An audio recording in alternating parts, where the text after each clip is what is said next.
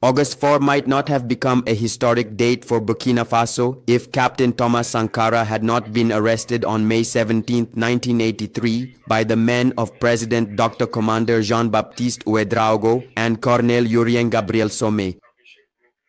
Placed under arrest while he was Prime Minister of the Council of People's Salvation, Thomas Isidore Noel Sankara, from his house arrest, would hasten the end of a regime considered too moribund. After the arrest of Captain Sankara, one of the 4 officers already known to the national public, namely Captain Blaise Compaoré, manages to escape and goes underground near the National Commando Training Center in Pau. From there, he organizes the resistance with popular support in several cities of Upper Volta. The confrontation is imminent. On August 4, 1983, Blaise Compaoré's troops march on Ouagadougou. The Jean-Baptiste Ouedraogo faction is defeated and the president is placed under arrest. In the evening, Captain Thomas Sankara announces that power has been taken by the CNR, the National Council of the Revolution.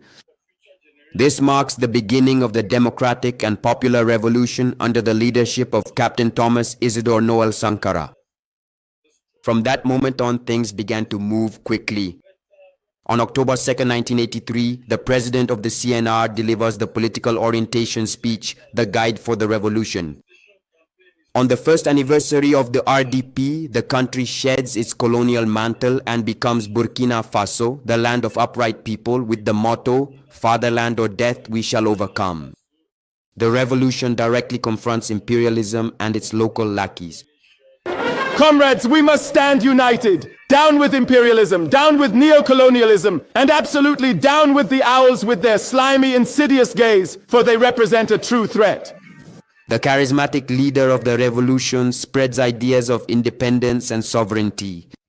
You see, imperialism is wrong. But imperialism is a bad student. It's a bad student. When it is beaten, when it is expelled from the classroom, it comes back again. It's a bad student. It has never learned the lesson from its failure. Please, we must block the path of this imperialism. The establishment of the CDRs, the Committees for the Defense of the Revolution, the creation of the People's Revolutionary Courts, the operationalization of the rail battle, the promotion of local consumption, the mass vaccination campaign, the reform of the administration, and agrarian reform are among the actions carried out during the Revolution of '83, which lasted only 4 years. On October 15, 1987, a heavily armed commando coldly executed the father of the Burkinabe Revolution along with 12 of his companions at the Conseil de l'Entente. It marked the end of a period that transformed both Burkinabe and African mindsets. Thomas Sankara was indeed assassinated, but he remains more present than ever in the collective memory. Hostilities for the takeover began on March 26, 1983 in Ouagadougou, and on May 15th of the same year in Bobo Dioulasso through rallies denouncing the regime at the time. These were pro-progressive rallies in support of Captain Thomas Sankara, who was Prime Minister at the time. He was arrested on May 17th, 1983. After May 17, there was popular pressure. On May 20th, 21st, and 22nd, young people marched and protested. Within the army, there was discontent. The pressure exerted by the popular masses and the progressive wing of the army forced Jean-Baptiste Ouedraogo's regime to release Captain Thomas Sankara, but he was kept under house arrest. His unexpected arrest ultimately proved to be the final straw. Consequently, a meticulously planned scheme to seize political power. And our commanding officer at the time, Captain Blaise Compaoré, with Lieutenant Gilbert Gémiret as his deputy at that time. And so, together with their dedicated comrades in Ouaga, most notably Captain Thomas Sankara, Captain Harry Zongo, and Commander Lingani, they meticulously consulted with each other to try to actively gain more supporters for their cause. And indeed, the work was exceptionally well done and highly successful. Not only did a great many people enthusiastically take our side and join our movement. Notably, the elite units, even the most formidable ones, were won over to the cause. In certain specific units, like the formidable armored group, which was truly the most powerful and intimidating unit that everyone genuinely feared throughout the entire conflict. So it was also necessary to infiltrate them. And that's precisely how we successfully managed to establish contact with a few, the various elements operating under the command of Captain Kambule, who was at that particular time commanding the armored group. The first camp, which is the artillery group, was the artillery group based on the road to Pau. So, with its very first and initial leader as well, he took part, at least for us, he unequivocally took our side.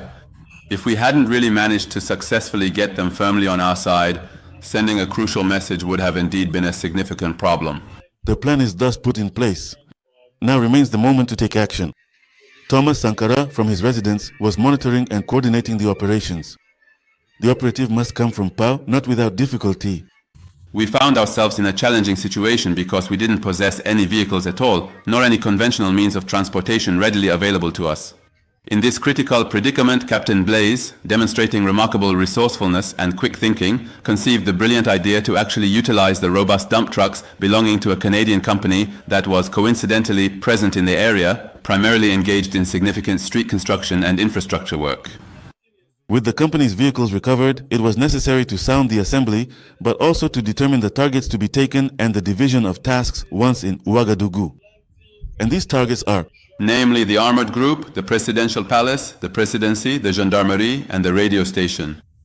That's it. On August 4, 1983, the unit set out for the capital. Once in Ouagadougou, the unit was divided into several groups to take over the different targets. And our young sergeant at the time and his men took control of the Gunghin armored group.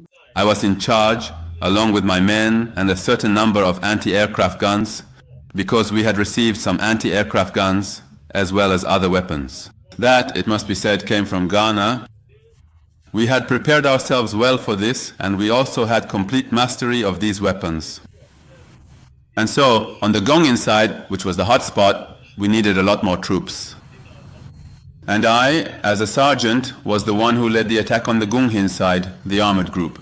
As for the Air Force at the old air base then, I was assigned, along with comrades like the lad George Namwanu, Bikabadini, and some other comrades. We were specifically tasked with taking control of the air base, as well as the adjacent airport, in order to effectively prevent any possible attempts at resistance to the impending seizure of power. Additionally, it was crucial to prevent any unauthorized landings at the airport itself. Like his group, the others take up positions at the various hotspots and wait for the green light. At 8 p.m., the green light is given for the assault and all sensitive points are under control. We departed from Pola to ensure that the coup was indeed successful and that they would genuinely take the lead this time around. For us, it was nothing else. It wasn't for anyone else. We were standing, we were really fired up, we were pumped up, and in that, there were also some supporters waiting for us on the ground, notably Commander Lingani and Captain Harry Zongo. Sige was there as well. And that's it. So, in any case, everyone contributed in their own way to the success of this event. Many comrades were working, and so were the civilians. The civilians were working, some joined POW, to prepare for the revolution, to fight. Others were there and played their part by cutting the electricity and so on, by guiding the commandos who were going to arrive at strategic positions. The civilians played a very important role. That's why we refuse to call it a military coup. The civilians played a very important role. The events of August 4th are the result of a coordinated effort between the military and civilians. Thus, after taking power, Captain Thomas Sankara focused on securing the institutions and raising public awareness. We must further promote the ideals of the DCR, the Democratic and Popular Revolution, and defend them everywhere, at all times and in all places, through the establishment of the CDRs, the Committees for the Defense of the Revolution. The national flag and ensign of Burkina Faso is the flag of Burkina Faso. Article 5. The flag of Burkina Faso consists of two horizontal bands of equal size. The upper band is red and the lower band is green. The center of the line separating the two bands is marked with a golden five-pointed star. These colors symbolize the break with the colonial past and unity with other former African colonies. The red symbolizes the revolution, while the green represents the abundance of agricultural and natural resources. The yellow color refers to the mineral wealth of Burkina Faso. In addition to this meaning, at the time the flag was created, the star was the symbol of the new leadership based on revolutionary principles. All these symbols reflect the identity and values of the Burkinabe people. The anthem is Litanis. The motto is Homeland or Death we shall overcome. Litanies, or the Hymn of Victory, replaced La Fière Volta as the national anthem of Burkina Faso. Homeland or Death we shall overcome is the new motto, replacing Unity, Work, Justice. As for the coat of arms, it contains two stallions symbolizing the nobility and strength of the people, a shield representing patriotism, and spears symbolizing the determination to protect the nation. A people that does not educate itself is a people that is committing suicide. This quote from Captain Thomas Isidore Sankara alone sums up the entire vision of the father of the Burkinabe Revolution when it comes to education. The day after he came to power, on August 4, 1983, he made education an absolute priority in his program for social transformation. A vision and determination that took shape on the ground through several actions, notably the mass enrollment of children in school and the construction of thousands of schools throughout the country. He started with the Instruisons nos enfants lottery, which was a lottery intended to help build schools and enroll many of our children in school. He organized an important assembly in Gawa where he made a significant statement that became widely known as the Gawa Appeal. This was directly related to education, so that after a thorough review, we could effectively ensure quality teaching in Burkina Faso. He successfully launched the significant Popular Development Program, which in the year 1985 notably led to the extensive construction of numerous well-equipped 3-classroom schools across the region.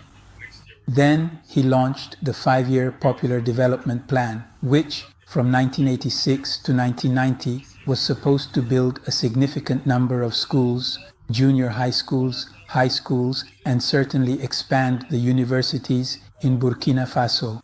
Captain Thomas Sankara therefore remains convinced.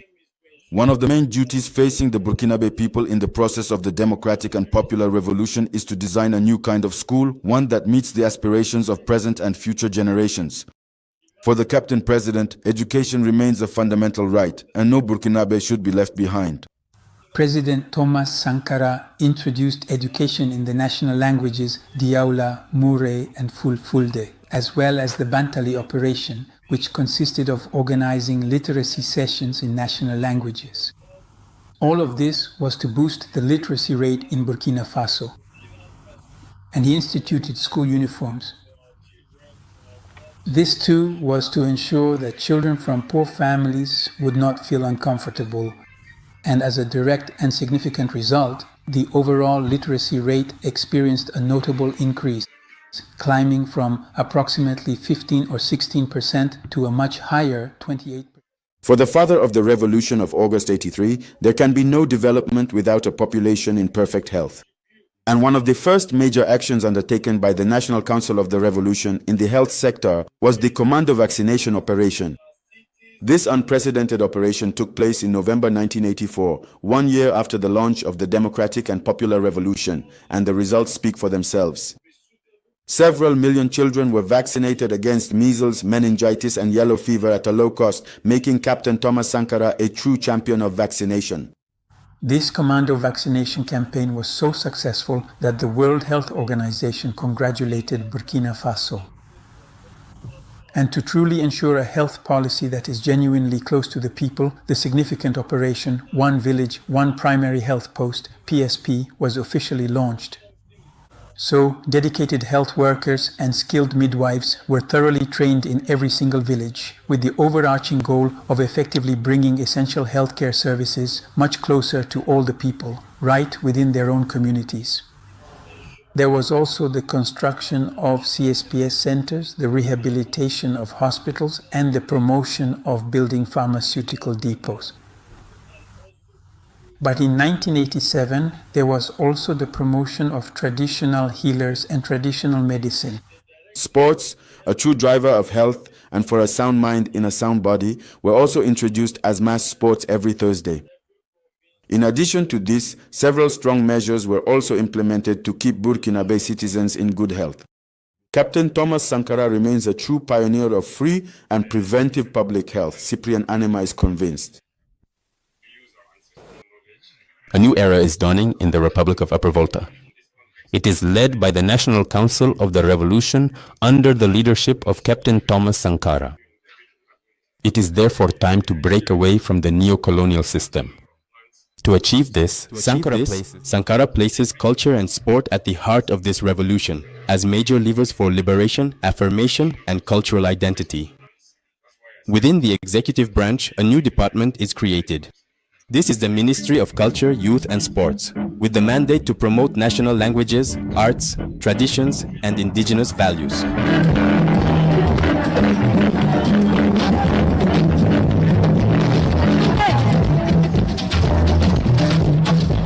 And that's not all. The department is also tasked with combating the dominance of foreign cultures and ensuring the development of cultural and sports infrastructure throughout the country. Thus, in the field of culture, the SNC, the National Culture Week, was established as early as 1983.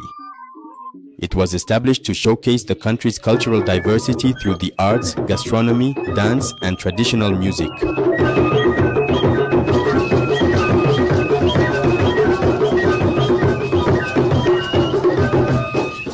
In the same year, the state launched the construction of the Désiré Bonogo Popular Theatre, an ambitious project to build an open-air cultural venue with a seating capacity of 1,600.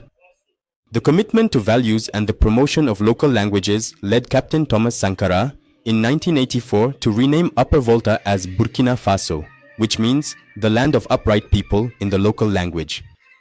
The production and dissemination of indigenous cultural works are encouraged, especially with the concept "Let's produce and consume Burkinabe." FESPACO, for its part, experienced a new boom with the direct involvement of the authorities in transforming it into a major Pan-African event. As for sports, the construction and renovation of sports facilities have now become key priorities for development. The ambition expressed by the National Council of the Revolution is to provide every village with a playing field and every regional capital with a stadium. The August 4th Stadium is one of the most illustrative examples of this. Convinced that sport is the driving force behind personal development and social cohesion, the revolutionary government truly encourages its practice. And Sankara, as a true leader, leads by example on the field himself.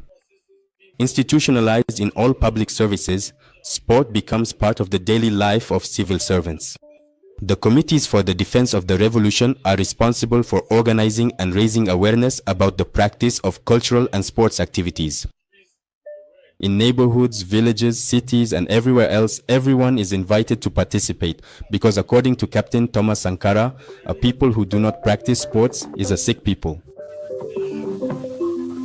The Voltaic woman, her role in the democratic and popular revolution. It is October 2nd, 1983. In his political orientation speech, Captain Thomas Sankara states that the Burkinabe revolution cannot succeed without the total liberation of women. Revolution and the liberation of women go hand in hand. And speaking of women's emancipation is not an act of charity or a surge of humanism. It is a fundamental necessity for the triumph of the revolution. Convinced that this requires women's fulfillment and financial empowerment, he publicly condemns female genital mutilation, prostitution, early and forced marriages, and enacts laws to prohibit them. Captain Thomas Sankara, a fervent defender of women's rights, then denounces the practice of the bride price, which he considers a disguised act of buying women, and encourages young people to unite without financial transactions that enslave women. We must give every single woman a job, a meaningful one. We must give every woman the means to earn an honest and dignified living, so that there will never again be any confusion between love and commerce.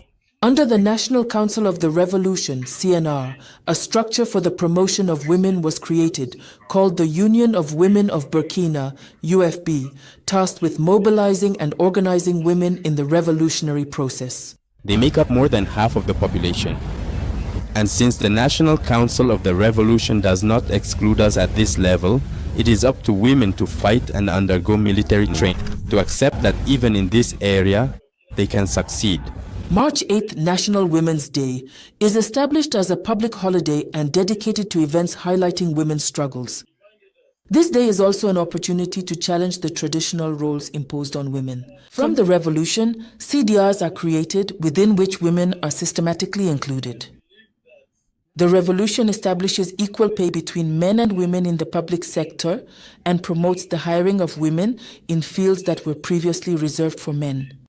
Furthermore, a living wage is instituted and 0.5% of male civil servants' salaries is deducted and set aside for their wives. The CNR leads by example and promotes women in public and political positions. Some of them are appointed to positions of responsibility in the administration, the military, production structures, and even within the government. There were 3 women in Captain Thomas Sankara's first government in 83, including one in the Ministry of Budget. In 86, the number of women in the government increased to 5. Policies are launched to encourage girls' education through popular campaigns, highlighting the importance of female education in national development. The very first Women's Motorcyclist Crusade was organized on April 10, 1986, much to the satisfaction of women. It's part of women's emancipation. So we too are going to prove that we can do something, that we can also put in physical effort just like men. The revolution goes even further. Traditional chores reserved for women, sweeping, communal cooking, cleaning public spaces, are made mandatory for everyone, including men, to symbolize true equality in revolutionary society. Many other decisions were made in favor of women under the National Council of the Revolution, CNR, led by Captain Thomas Sankara between 1983 and 1987, to achieve full and complete recognition of women's rights.